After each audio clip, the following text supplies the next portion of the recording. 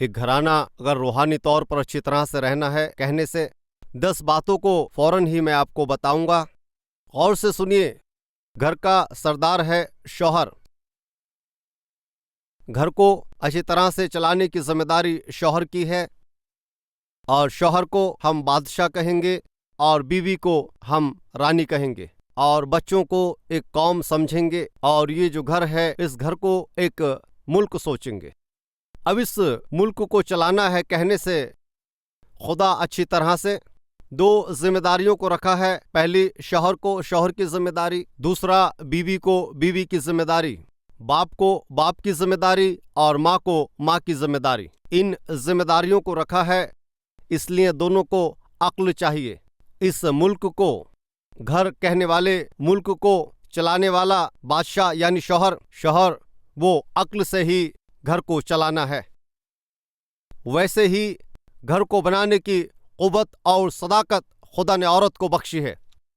चलाने की जिम्मेदारी शौहर को दी है और बनाने की जिम्मेदारी बीवी को दी है। अक्लमंद औरत क्या करती है? अपने घर को बनाती है। शौहर समझदारी से घर को चलाना है, बीवी अक्लमंदी से घर को बनाना है। एक घर अगर खुशी से रहना है कहने से 10 ज़रूरी बातों को मैं आपसे बताता हूँ। इन 10 ज़रूरी बातों को अगर आप काम में लाएंगे तो ज़रूर आपका घर बेहतर तरीके से चलता रहेगा और तसल्ली से भरा रहेगा। जिनकी शादी नहीं हुई है, भाइयों बहनों, भाई अभी तक हमारी शादी नहीं हुई है ना, तो ये सब हमारे लिए क्यों, मेहरबानी से गौर कीजिए। ज़िंदगी में ये हकीकत है, अक्लमंद शख्स किसी दूसरे की ज़िंदगी में होने वाली गलतियों को देखकर वो सीखता है।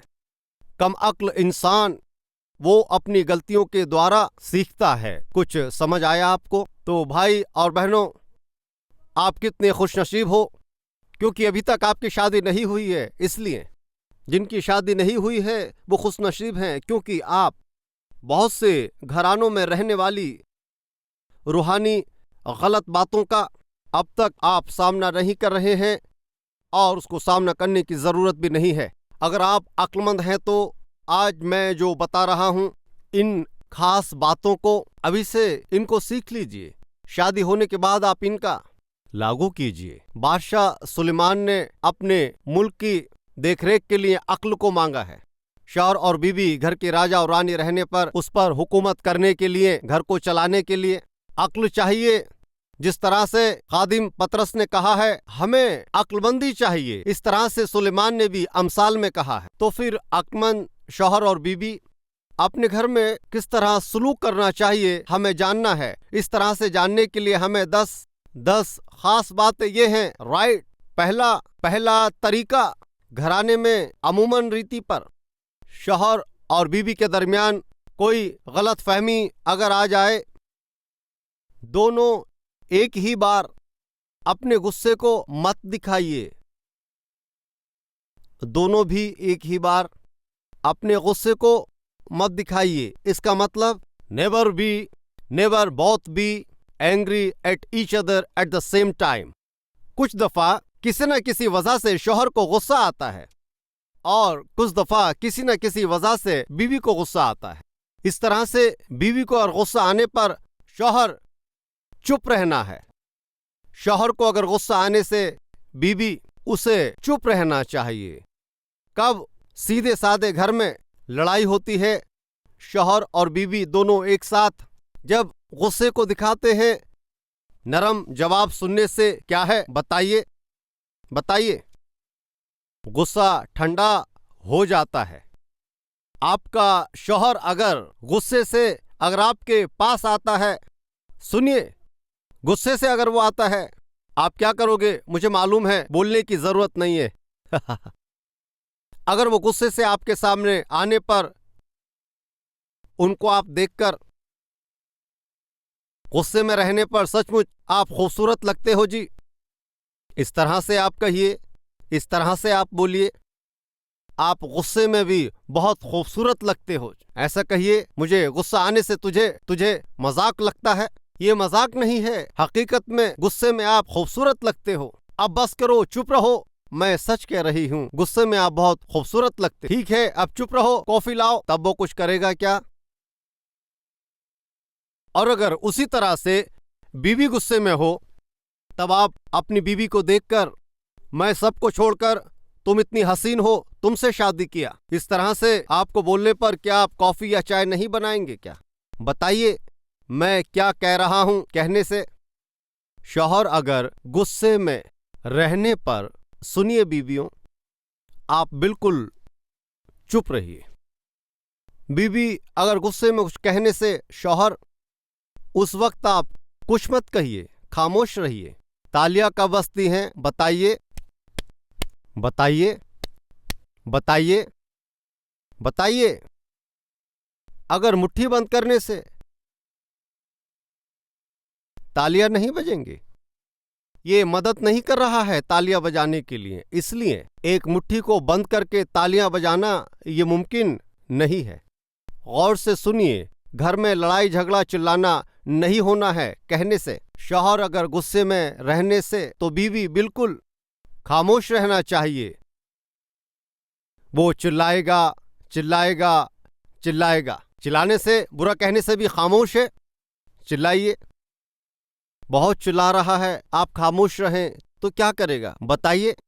तब वो खुद खामोशी से बैठ जाएगा। एक बार एक कुत्ते को पहाड़ पर गुस्सा आया। बहन, आप कुछ देर सोचिए, आप पहाड़ हैं। एक कुत्ते को गुस्सा आया, किस पर आया? पहाड़ पर। वो सुबह जाकर वो कहकर चिल्लाया। वो पहाड़ देखता जा रहा है। दोपहर तक वो कुत्ता वो पहाड़ देखता गया। वो शाम तक चिल्लाता गया, वो पहाड़ देखता रहा। शाम तक चिल्लाते हुए किसका मुंह दुखा? बताइए। कुत्ते का मुंह दुखा। अपना दुम हिलाते हुए, इतना चिल्लाने से क्या फायदा है, ये बिल्कुल नहीं हिल रहा है। वो कुत्ता चला गया। दूसरे दिन वो आएगा क्या? आएगा क्या? नहीं आएगा। पहाड़ है, सोचिए। जो चिल्लाते हैं उन्हें चिल्लाने दीजिए। और वो अगले दिन बिल्कुल नहीं चिल्लाते। चाहे कितना भी चिल्लाओ, ये कुछ नहीं कहती है। गौर से सुनिए। नरम जवाब सुनने से गुस्सा ठंडा पड़ता है। इसलिए शौहर, अगर आपकी बीवी गुस्से में अगर वो होने से कोई एक अच्छी बात कहने के द्वारा उस गुस्से को ठंडा करें। आग जब लग जाए तो उसमें तेल नहीं डालना है। कुछ लोग मिट्टी का तेल डालते हैं।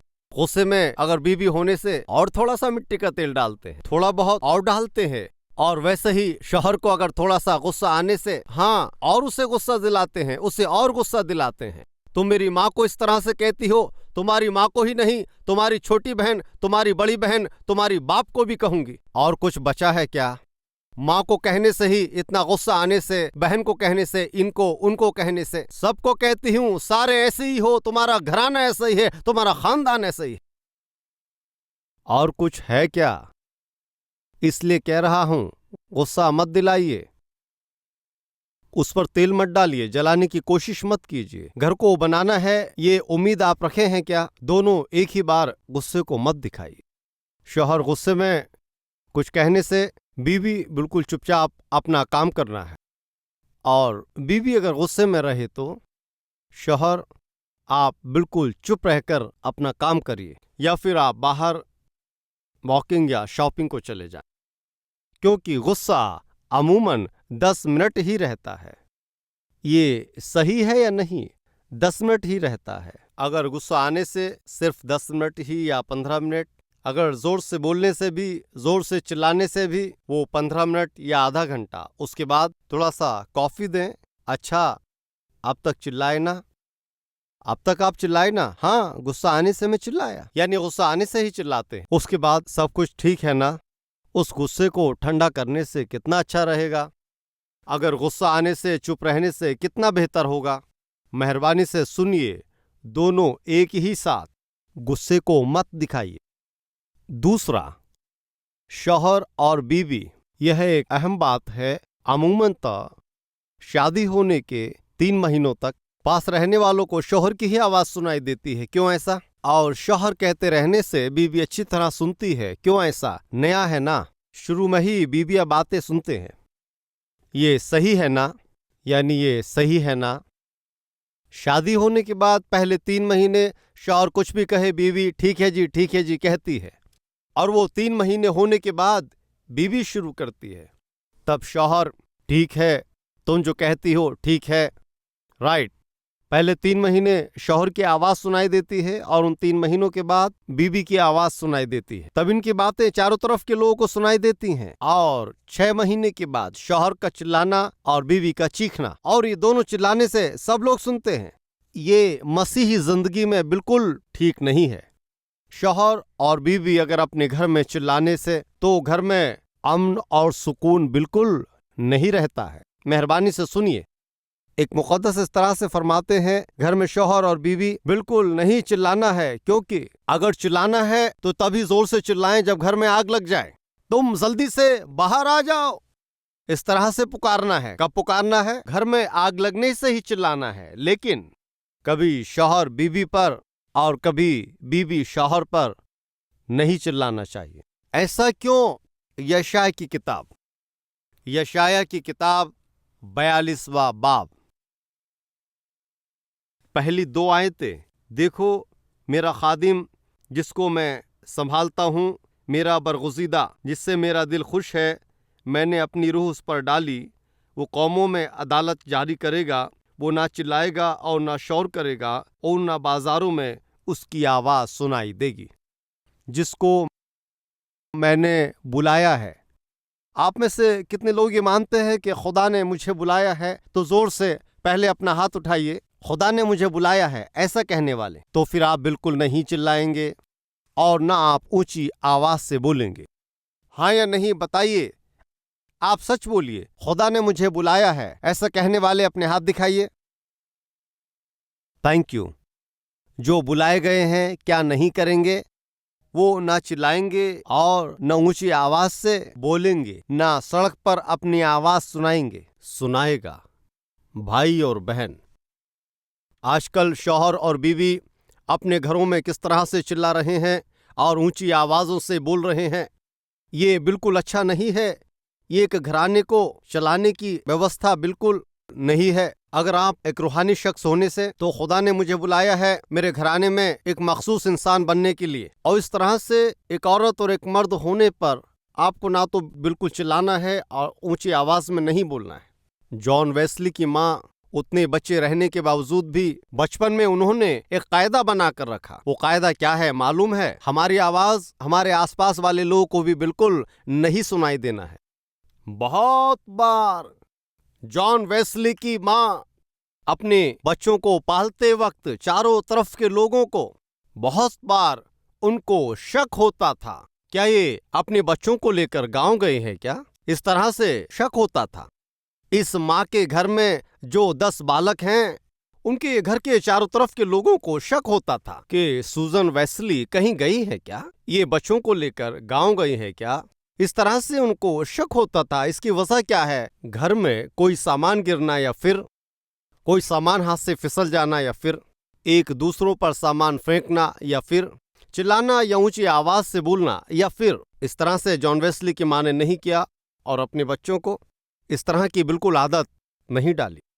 बचपन से ही जॉन वेस्ली की माँ अपने बच्चों को नरम आवाज से बात करना सिखाई। वो नरम आवाज से बात करती थी और अपने बच्चों को भी इसी तरह से सिखाया। अगर उनको कुछ जरूरत है तो माँ के पास आकर नरम आवाज से पूछना है, धीमी आवाज से मालूम करना है, मम्मी हमें भूख लगी है। इस तरह से ही मालूम करना है। लेकिन ऊंची आवाज से उस घर में बिल्कुल नहीं बोलना चाहिए। मेहरबानी से सुनिए, आजकल बहुत से घरों में चिल्लाना और तेज आवाज से बोलना, मसीहों के घर में भी चिल्लाना देखते हैं। ये बिल्कुल अच्छा नहीं है। पहला, एक ही वक्त पर दोनों एक साथ, एक ही बात पर दोनों एक ही साथ गुस्सा बिल्कुल नहीं करना है। किसी मुद्दे पर अगर गुस्से में बात करने से उस गुस्से को जितना हो सके, जितना जल्दी उसे ठंडा कर सकती हो, बीबियों आपको कोशिश करना है। गुस्सा बिल्कुल नहीं दिलाना चाहिए। और गुस्सा दिलाने से क्या होगा? गुस्से में रहने वाला शौहर, गुस्से में रहने वाली बीवी, वे कुछ भी कर सकते हैं। कितने शौहर गुस्से में आकर अपनी बीवियों की पिटाई नहीं की, और कितनी बीवियां गुस्से में आकर दुपट्टे से या रस्सी को अपने गले में लपेटकर खुदकुशी करने की कोशिश नहीं की, और गुस्से को बर्दाश्त ना करके मिट्टी का तेल डालकर अपने जिस्म को नहीं जला लिया, और गुस्से को बर्दाश्त ना करते हुए फिफ्थ फ्लोर से कूदकर खुदकुशी नहीं की। ये सब क्या है? पल भर का गुस्सा है। और गुस्से में होने पर दोनों शौहर और बीवी दोनों को एक साथ बिल्कुल भी गुस्सा नहीं दिखाना चाहिए, नहीं दिखाना चाहिए। दोनों में से एक को चुप रहना है। आपका शौहर वो हर वक्त तेज आवाज से बोलता रहता है तो ये नई बात नहीं है। तुम्हारी बीवी झगड़ालू है, हर समय लड़ाई करती रहती है, ये कोई नया नहीं है। और बात बढ़ते जाने से, तेज आवाज में बोलते रहने से रूहानियत खत्म हो जाएगी। इस बात को मत भूलिए।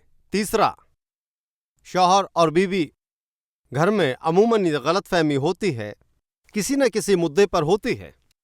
इस तरह से गलतफहमी होने पर किसी भी मुद्दे पर अगर बात करना है तो अपने बच्चों के सामने झगड़ा बिल्कुल नहीं करना चाहिए। बच्चों के सामने ऊंची आवाज से बोलना या चिल्लाना नहीं बोलना चाहिए। अपने बच्चों के सामने शौहर चिल्लाना या बीवी को चिल्लाना, बच्चों के सामने माँ बाप को चिल्लाना या फिर लड़ाई करना या फिर एक दूसरे के बालों को पकड़ना, गौर से सुनिए, तब आपके बच्चे इसका फायदा उठाएंगे।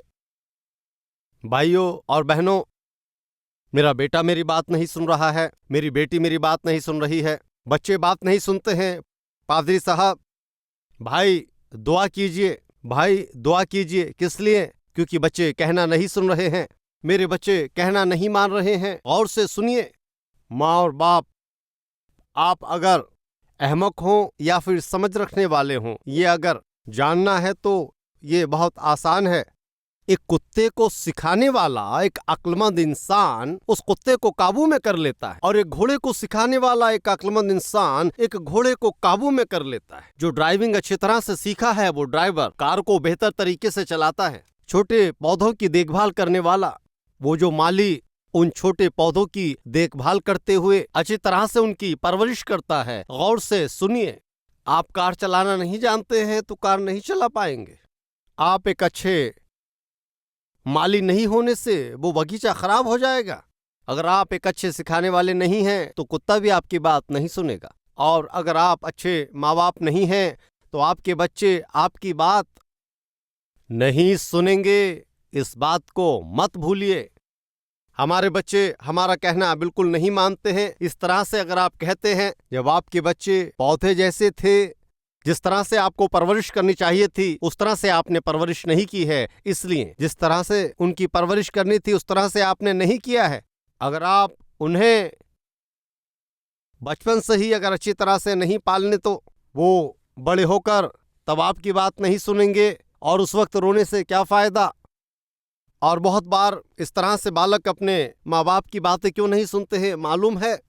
क्योंकि उन्होंने अपनी आंखों से देखा है शौहर बीवी पर चिल्लाना और बीवी शौहर पर चिल्लाना, दोनों एक साथ लड़ाई झगड़ा करना, लड़ाई करना, मारपीट के लिए भी पीछे ना हटना, और ये सब कुछ छोटी उम्र से जब बच्चों ने देखा है। मेहरबानी से गौर करें, आप अपने घर को तबाह कर रहे हैं। आप अपने घर में ही जंग का ऐलान कर रहे हैं, और घर में ही जंग छिड़ने से वो देश नाश हो जाएगा। किसी देश में अगर जंग शुरू होने से वो देश तबाह हो जाएगा। हाकिम सुलेमान ने क्या मांगा है? उसने अक्ल को मांगा है, उसने अक्ल मांगी है। यह बात आपको मालूम है क्या? बादशाह सुलेमान की खिलाफत में उसके साथ कोई बादशाह भी जंग नहीं लड़ पाए। दुश्मन की शक्ल में कोई भी बादशाह सुलेमान से जंग नहीं लड़ पाए। सुलेमान ने जितने वक्त तक हुकूमत की उन 40 सालों में एक जंग भी नहीं हुई। जंग के लिए सोचना भी दूर था। लेकिन जब सुलेमान खुदा के खिलाफ में गुनाह किया, ध्यान से सुनिए, अंदर ही अंदर जंग शुरू हो गई, अंदर ही अंदर जंग शुरू हुई। उसकी हुकूमत में ही उसके खिलाफ दुश्मन उठे। उस तरह से दुश्मन उठे हैं, इसलिए सुलेमान की हुकूमत में ही इस्राएलियों का मुल्क 2 हिस्सों में तकसीम हो गया। इस्राएलियों को 2 हिस्सों में तकसीम होना पड़ा, उनको तकसीम होना पड़ा। वजह क्या है? सुलेमान का जो गुनाह, अंदर ही अंदर जंग ने देश को तबाह कर दिया, लोगों को अलग कर दिया। यस, शौहर और बीवी के बीच में होने वाली लड़ाइयां घर में जंग का ऐलान करते हैं। बच्चों और आपके बीच में तकलीफें पैदा हो जाती हैं। वो आपकी बात बिल्कुल नहीं सुनेंगे। इतना ही नहीं, कुछ बार गौर से सुनिए। शौहर एक अच्छा शख्स होता है, रूहानी होता है। बीवियां झगड़ालू होती हैं और कुछ पत्नियां दुआ करने वाली होती हैं, अच्छे अखलाक की होती हैं, एक भली औरत होती हैं। लेकिन शौहर अहमक होता है, बेवकूफ इंसान होता है।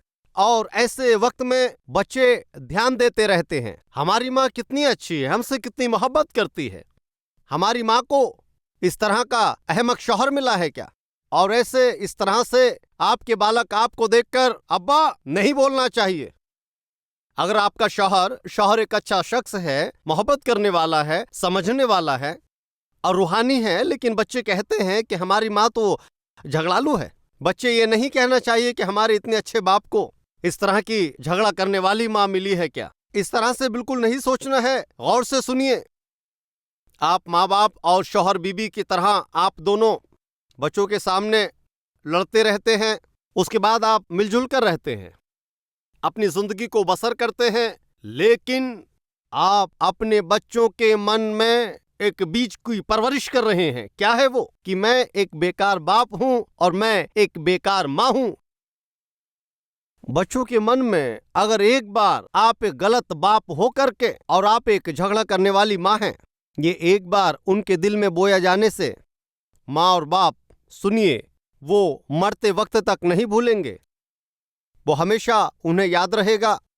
उनका उम्र 5 हो सकता है, 10 हो सकता है, 15 हो सकता है, 20 हो सकता है, 30 हो सकता है, 40 हो सकता है, 50 हो सकता है।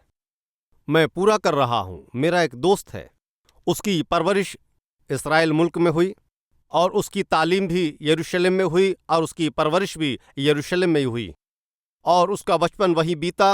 वो लगभग 60 साल का होगा। वो अब अमेरिका में बस गया है।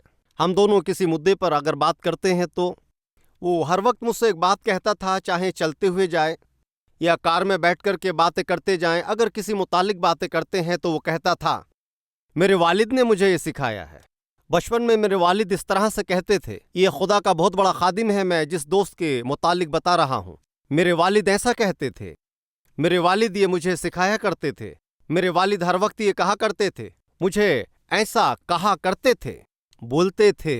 मेरे वालिद खुदा से बड़ी मोहब्बत करते थे, खुदा के लिए जीते थे, ऐसा वो कहता था।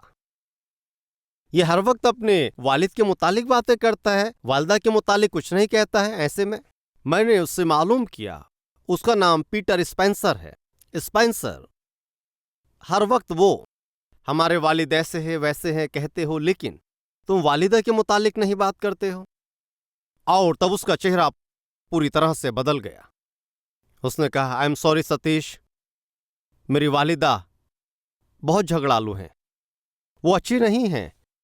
हमारे वालिद हमारी वालिदा के साथ नहीं रहते हैं, लेकिन फिर भी हमारे वालिद ने हमारी बड़ी मोहब्बत से परवरिश की। मेरे वालिद एक अच्छे इंसान हैं, लेकिन मेरी माँ झगड़ालू हैं, इसलिए मैं उनके बारे में बात नहीं करता।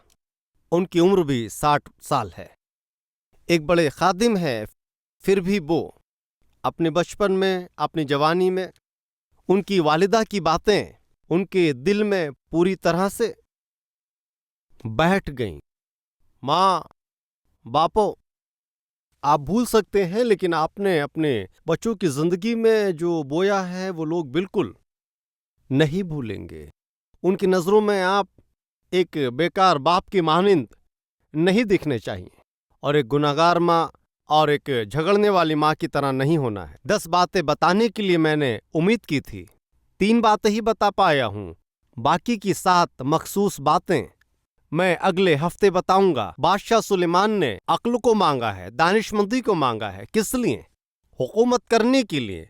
हर एक शौहर और बीवी वो अपने घर के बादशाह और मलिका हैं, इसलिए उस घर की हुकूमत ठीक रहना है तो अक्ल चाहिए, दानिशमंदी चाहिए।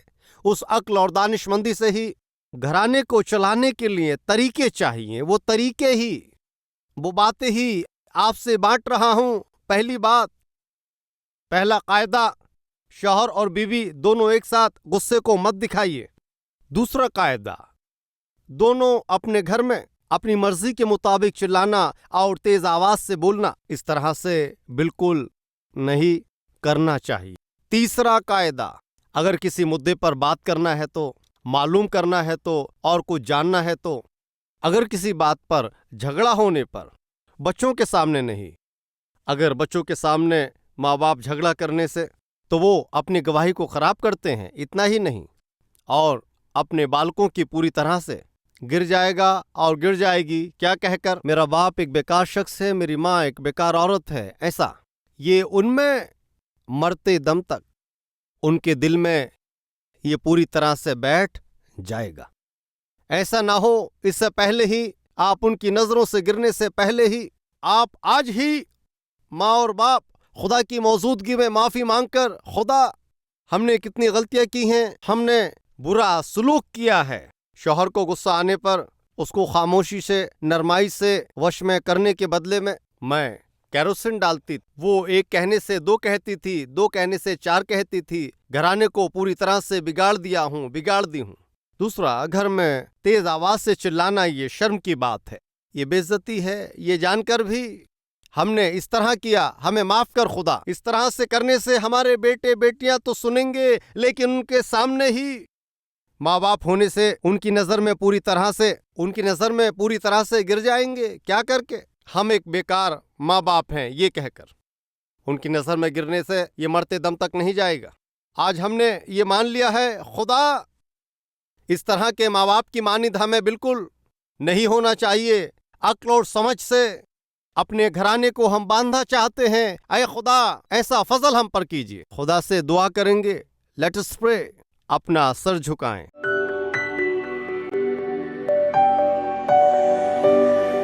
ऐ हमारे पाक खुदावन खुदा, सुलेमान ने समझ को मांगा है, अक्ल को मांगा है, क्योंकि वो अच्छी तरह से हुकूमत करना चाहता था। ये सच है कि हर बाप घर का बादशाह है और हर माँ घर की मलिका है। बच्चे बाप के लिए कौम है और उस घर को चलाने वाले बादशाह और मलिका को अक्ल और समझ रहनी चाहिए। और वो अक्ल और समझ ना रहने से, बेवकूफ़ी से घर को चलाने से वो घर बिखर जाएगा, वो घराना टूट जाएगा। बहुत से लोगों के घराने टूटने पर हैं, आधा टूट गया है और बाकी पूरी तरह से बिखर चुका है। ए खुदा, इस कलाम को सुनकर रूहानी जिंदगी में, घरेलू जिंदगी में कायदे क्या हैं, कबूल करके समझदारी से जिंदगी को जीने के लिए हमें फजल बख्श दे।